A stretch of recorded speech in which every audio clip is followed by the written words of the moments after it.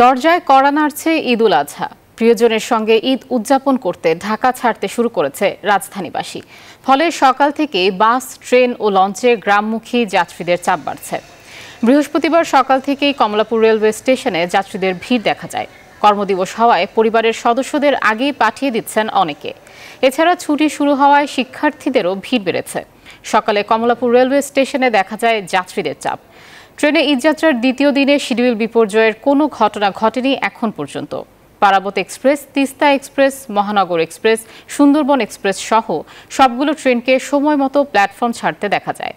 ঈদযাত্রায় যানবাহনের চাপ বেড়েছে ঢাকা-টাঙ্গাইল বঙ্গবন্ধু সেতু মহাসড়ক। স্বাভাবিক সময়ের চেয়ে দ্বিগুণ যানবাহন চলাচল করছে এ পথে।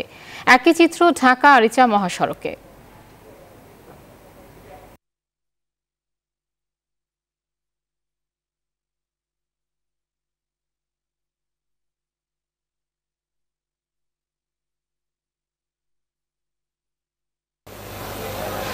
আয়েশা, আপনাকে ধন্যবাদ। আপনি যেমনটি বলছেন ঠিক গাবতলীতে কিন্তু এখন নারীর টানে বাড়ি ফিরছে এবং এখানে কিন্তু ভিড় করছে এবং যাত্রীরা, এবং যেহেতু ঈদের আর 3 দিন বাকি রয়েছে, এখন কিন্তু ঈদে ঘরমুখ যাত্রীরা কিন্তু এখন গাবতলী এবং কাউন্টারগুলোতে কিন্তু আসলে ভিড় করছে। আমরা যদি একটু দেখাতে চাই যে এখানকার কাউন্টারগুলো থেকে কিন্তু এখন আর অতিরিক্ত কোনো টিকিট নেই এবং সেখানে যে পরিবহনগুলো ছেড়ে গেছে সেগুলো পরিবহন কিন্তু এখনও ফিরে আসেনি এবং কাউন্টারগুলোতে এখন কিন্তু প্রচুর ভিড়। এবং আমরা যদি একটু দেখাতে চাই যে এখানকার মানুষ কিন্তু ভিড় করছে এবং পরিবহনের অপেক্ষায় কিন্তু রয়েছে এবং যাত্রীরা কিন্তু আসতে শুরু করেছে। এবং ঢাকায় যেহেতু আজকে শেষ কর্মদিবসের অফিস, এই অফিস শেষ হলেই কিন্তু তারা আসলে দুপুরের পর থেকে কিন্তু মূলত বের হবে এবং প্রত্যেকেই কিন্তু আসলে যে বলছে যে যেহেতু আজকে বৃহস্পতিবার, যে অর্ধেক বেলায় কেউ কেউ অফিসে হাজিরা দিয়েই কিন্তু চলে এসেছে এবং এখন কিন্তু